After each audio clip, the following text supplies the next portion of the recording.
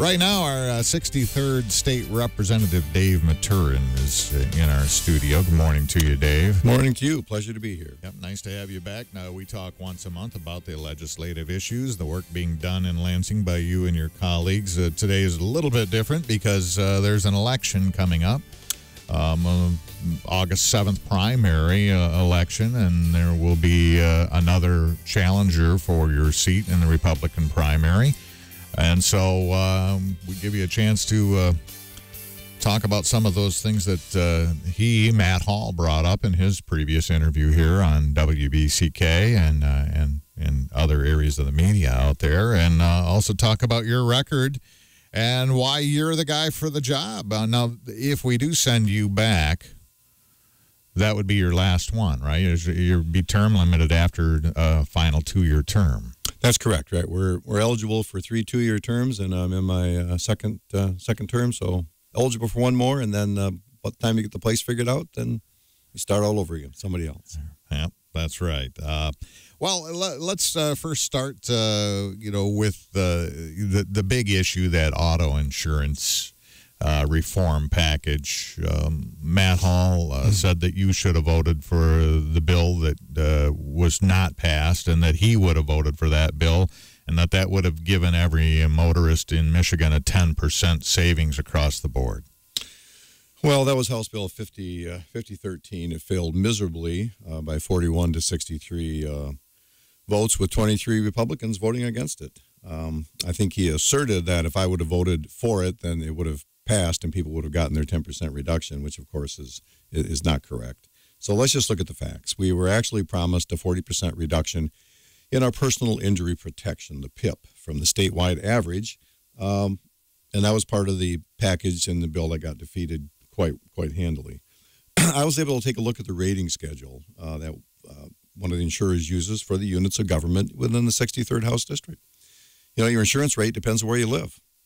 And the reduction from the average rate varied from anywhere from 9% to 58% in the units of government, the 20 townships, 2 cities, and 8 villages that I represent in the 63rd District. We were promised a 40% reduction, so I asked the proponents, I said, well, now the folks that live in these townships, I get a 58% reduction already off the average rate. Are they going to get a 98% reduction? And they said, well, no. And I said, you're right, it was no, because this was written by the mayor of Detroit, and I don't begrudge the mayor of Detroit looking out for his constituents. They pay multiples of what we pay over here. Yeah. But it was written by the mayor of Detroit and the insurance companies. And if you think they're looking out for our interests over here in Southwest Michigan, I think you're completely mistaken. So essentially, that was one of the factors. The fact that we weren't going to be getting that 40% because we're already getting discounts over here. Secondly, I think that people should be able to choose levels of insurance. If you don't want unlimited, you should be able to choose something else. But I think people have to know exactly what that is. Now, there was the lower level of $250,000 coverage. I think a lot of people would say, hey, that's great. That's all I need. That's all I want. The problem is that the $250,000 wasn't really $250,000. It was $225,000 for emergency room only, and $25,000 for everything else that's left. So I can give you an example. I had a car crash about a year ago. Probably by the time we got done with all of the emergency room stay for roughly 3.5 days, the doctor, the anesthesiologist, everything else, I'm probably under $100,000. Let's say $100,000. Mm-hmm. $225 for emergency room. I spent $100. I got $125,000 on the shelf I can't use for anything else. The other $25,000 would have to last me for the 2 weeks additional I spent in the hospital, 4 months of rehab, learning to walk again, all the equipment rental, the hospital bed, and everything else I needed. It didn't come anywhere near covering that. So really, it's a $25,000 policy, not a $250,000 policy. But that wasn't explained to people. And I think a lot of folks would think that's enough. But when you bifurcate it into emergency room and untouchable for anything else, and then $25,000 for the rest, I think it's pretty darn disingenuous. Lastly, it appears that I'm going to call him the candidate from Grand Rapids, because that's where he spent the last 10 years of his life. I don't even know if you actually took a look at the bill, because there's an off-ramp at the very end of the bill. There's a get-out-of-rate reduction card, so to speak. Okay, and the fact of the matter is, if the insurance companies could go to the insurance commissioner and say, hey, look, there's no way we can afford to make this rate cut, then they wouldn't have to. So there was no guarantee of any cut, be it 10% overall or a 40% cut in your personal injury protection. So, if you want somebody to vote on sound bites and talking points, I'm not your guy. If you want somebody to do the digging, do the vetting, do the analysis, crunch the numbers, then I'm the guy you need sitting in that seat representing the folks in the 63rd House District. You mentioned that the other candidate spent 10 years in Grand Rapids. I mean, how long has he lived here? What is his... I asked him. He said he lived in Emmett Township and that he moved here, but he really didn't say how long. Well, I think exactly. You asked him last time he was here, how long has he lived in Emmett Township, and he said for a while. Well, I can tell you how long he lived in Emmett Township. He's been here since March 26th of 2018. Prior to that, he lived for 10 years. In fact, he still owns the place. He lived for 10 years in Grand Rapids. The only property he owns is in downtown Grand Rapids, the 17th floor of this big condominium development on Bridge Street. So that's the only property he owns. He's never voted in this district. He's never owned property in this district, doesn't have an established church in this district. So what he owns from a residential standpoint is his condo on the 17th floor in Grand Rapids. Now, he moved into the district on the 26th of March. I could remember that. I'm surprised that he didn't tell you exactly when he moved in, but I know when he moved in because that's when he filed his papers over here at the county clerk's office over in Marshall. He went ahead and filed to vote to change his voter registration address. So he's been here since March of this year. Interestingly enough, he filed from his home in Grand Rapids in January to run for Congress.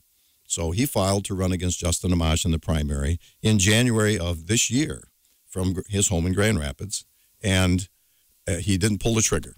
So perhaps he could see this district from the 17th floor of his condominium in Grand Rapids and said, that's a good place. I think I'll go run for office there. So that's how long he's been here. There's no history. There's no history of service. There's no community involvement. I've been in Grand Rapids for a decade. Yeah, he went to Western. Okay. But he's never lived or voted in this district until March 26th. And now he's over in a little apartment building over in Lakeside Apartments in Emmett Township. We're talking with 63rd State House Representative Dave Maturen, who faces a challenge in the upcoming primary on August 7th. One other thing that has come up in the campaign is that you voted against a bill that would make English our primary language in the state of Michigan. And your challenger, Matt Hall, says that you should have voted for that. He would have voted for that. Well, does anybody think we're going to be speaking Farsi or Hungarian at all of our public meetings coming up? Look, this is just one more of these, an example of things we do in the legislature that have no impact on people whatsoever. There's no impact from this bill. We waste taxpayer money and many hours of staff time and everything passing these bills that don't do anything. They're kind of feel-good bills. They're kind of sound-good bills, but it didn't impact anybody. It doesn't impact what we do as communities or our public meetings or anything like that. Maybe this is a good example of why we do need a part-time legislature. Let's figure out what's important. Let's get in. Let's take a look at roads, infrastructure, education, put a budget together, pay down our debt so our kids don't inherit this massive debt we created for them and get out of town. If we can waste time on bills like this, we don't need to be there. Wouldn't it have been easier, though, to just vote for it and be done with it? Or was there a good reason not to? It's easy to vote for a lot of these bills, okay? And you set yourself up for just this very same thing by voting against it. But after sitting there hour after hour after hour, I just get a little frustrated. I got an appraisal business I've had for 30 years. I don't waste my time on stuff. I get in, I analyze stuff, and I get out, and I keep moving. And just to sit there for hours while we wait to vote on these kind of bills is very frustrating to somebody who actually wants to get something done. It was alleged that you're a bureaucrat and a career politician. How would you respond to that? Wow, career politician. I've been what I call a public servant now for 30 years, 14 years on the township board of Brady Township as a trustee, 12 years on the county commission in Kalamazoo County, 3 years as chair. I certainly didn't get rich, I can tell you that. I think I got $100 a meeting in Brady Township, and I got a whopping $15,000 a year being county board chair. I spent many hours down there every week. It wasn't just 2 meetings a month, I can tell you that. So my career is as a real estate appraiser, and I dedicate my my spare time, instead of doing stuff with my family, I'm off doing stuff in the community. I think it's an honorable thing to do to be part of providing services that people use on an everyday basis in local communities. And to me, that's honorable. It's not dishonorable. State Representative Dave Maturen is our guest this morning. Dave, your opponent, Matt Hall, said that you're the second most liberal state rep or politician in Lansing. I can't quote exactly, but the allegation is that you're extremely liberal. Well, that's an interesting allegation. Unfortunately, it's not true. There are two information services in Lansing that cover what goes on every day. And one of them, this is what he cited on one of his mailers, Michigan Information Research Service, picks 40 bills every year.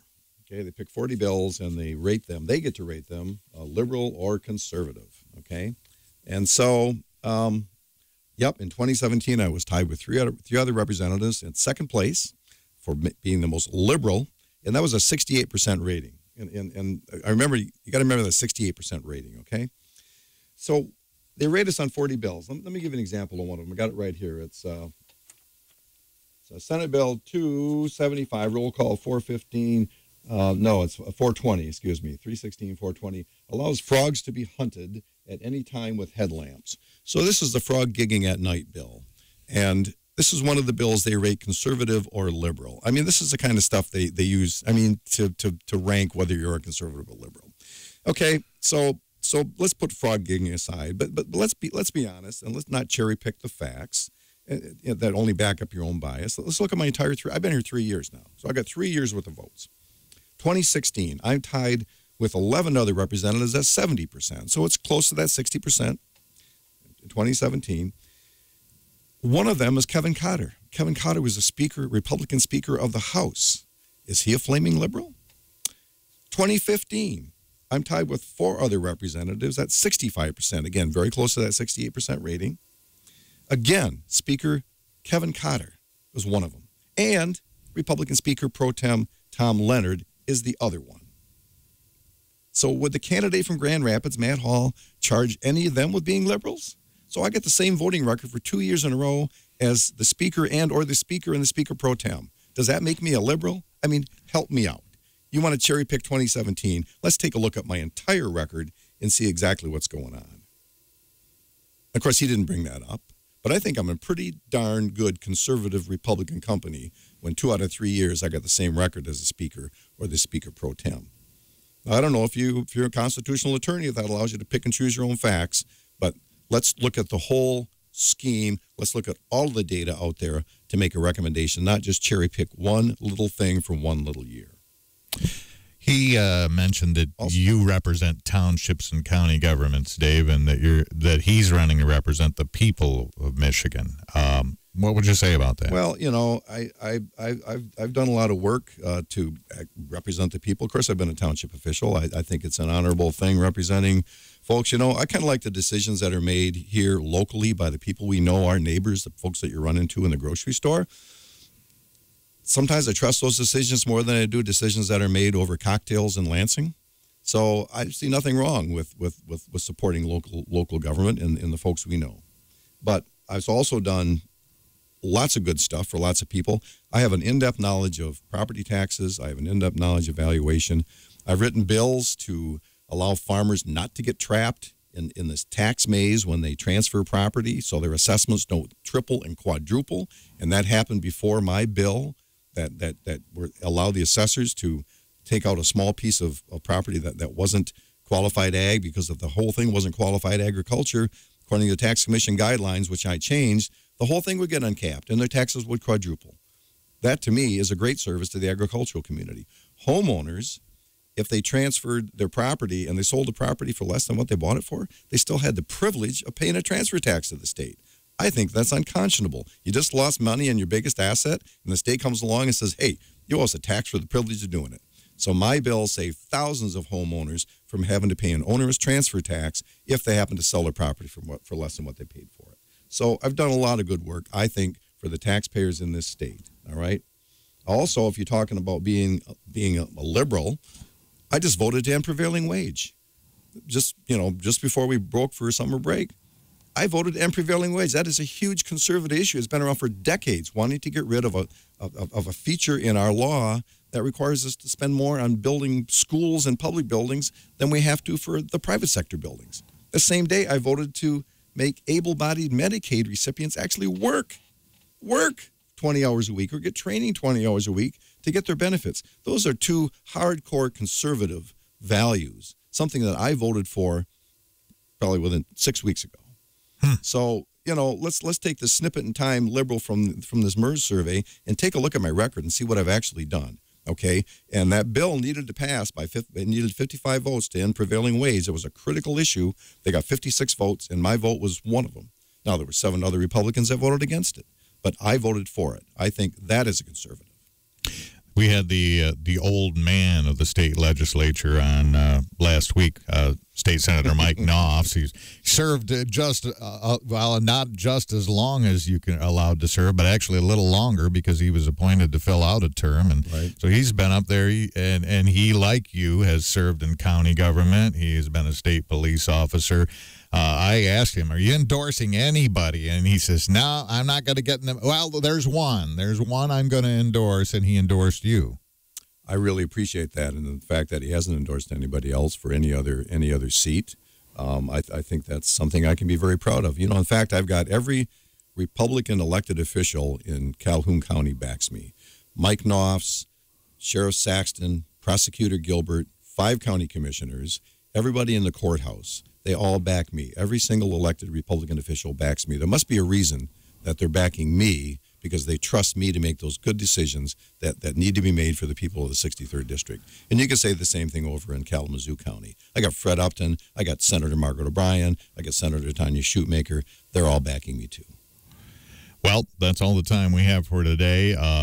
We'll try to work you into the schedule one more time. This is a big election coming up on the 7th of, I think that's the right date, 7th of August. August 7th, yes. You would know. Yeah, be there, be square, August 7th. I'm sure that you'll be out pounding the pavement again. I will. Talking to people. Hopefully they'll talk to you and hear you out a little bit. I think when I get a chance to explain things to people that I'm not the kind of onerous guy with horns that have been portrayed in some of the mailings I've gotten. It just generally works out pretty well. It's just that there's limited time, but I appreciate the time today. All right. You're welcome, State Representative David Maturen here on WBCK.